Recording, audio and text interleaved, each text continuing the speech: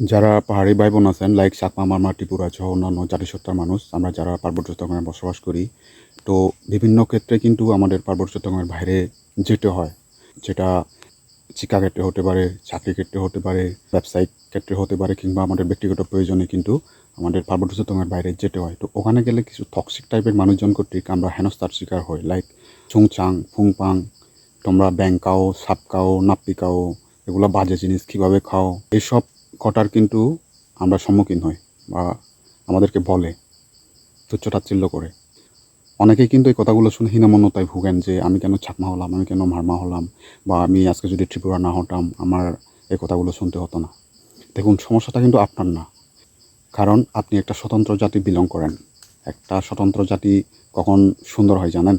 যখন তার নিজস্ব ভাষা থাকবে, নিজস্ব সংস্কৃতি থাকবে, নিজস্ব ঐতিহ্য থাকবে, নিজস্ব খাদ্যাভ্যাস থাকবে এবং নিজস্ব একটা শারীরিক গঠন থাকবে, তখন কিন্তু সেই জাতিটা সুন্দর। আপনি সেই জাতিটা বিলং করেন, কাজেই সমস্যাটা আপনার না, আপনার অপমানিত হওয়ার কোনো কারণ নাই। এবং সমস্যাটা তাদের যারা পরিবার থেকে, মা বাবা থেকে কিংবা শিক্ষা প্রতিষ্ঠান থেকে একটা জাতিকে কীভাবে সম্মান করতে হয়, কীভাবে শ্রদ্ধা করতে হয়, এগুলো শিখেন নাই। সমস্যাটা তাদের। এই যে এই মুহূর্তে আমি ভাঙা ভাঙা করে বাংলা বলতেছি, আনক্লিয়ারলি বাংলা বলতেছি আপনাদের সামনে, তো এটার জন্য কিন্তু আমি প্রাউড ফিল করি, কারণ আমার নিজস্ব একটা মাতৃভাষা আছে। আমি জন্মের পর যখন প্রথম কথা বলা শিখছি, তখন কিন্তু আমার মাতৃভাষাটাই আমি শিখছি।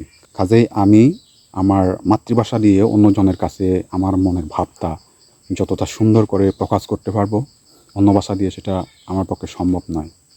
কেউ যখন ভাঙা ভাঙা করে বাংলা বলে কিংবা আনক্লিয়ারলি বাংলা বলে, সে কিন্তু আনস্মার্ট না, সে কিন্তু খ্যাত না। স্মার্টনেস থাকে হচ্ছে মানুষের নৈতিকতায়, মানুষের চিন্তা চেতনায়, মানুষের আদর্শে। ঠিক তেমনি একজন বাঙালি ভাই যদি একজন ইংরেজ মানুষের মতো করে ক্লিয়ারলি ইংলিশ বলতে না পারেন, কিংবা একজন আমেরিকান মানুষের মতো করে ক্লিয়ারলি ইংলিশ বলতে না পারেন, সে কিন্তু খ্যাত না, সে কিন্তু আনস্মার্ট না।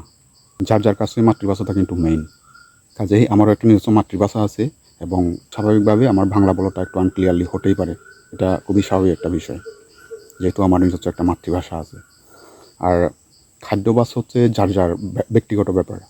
যে যেটাকে তৃপ্তি লাভ করে, যে যেটাকে সন্তুষ্টি হয়, সে সেটা খাবে। এটা নিয়ে হাসি ঠাট্টা তামাশা করার কোনো কারণ নাই।